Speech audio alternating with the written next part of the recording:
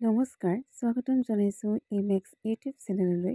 আজিৰ ভিডিঅ'টিত শিকোঁ আহক ডেস্কটপৰ ফল্ডাৰবিলাকৰ আইকন কিদৰে চেঞ্জ কৰা হয়।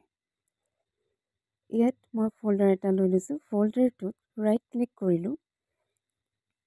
ফল্ডাৰত ৰাইট ক্লিক কৰাৰ পাছতে আহিম আমি প্ৰপাৰ্টিজৰ পাছতে আহিম কাষ্টমাইজৰ পাছত চেঞ্জ আইকন।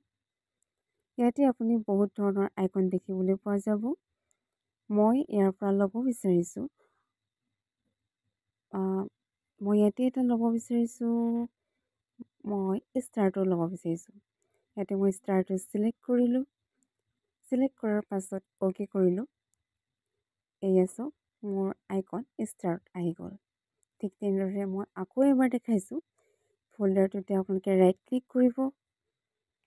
ৰাইট ক্লিক কৰাৰ পাছতে আহিব প্ৰপাৰ্টিজৰ পাছতে কাষ্টমাইজ তাৰ পাছত চেঞ্জ আইকন।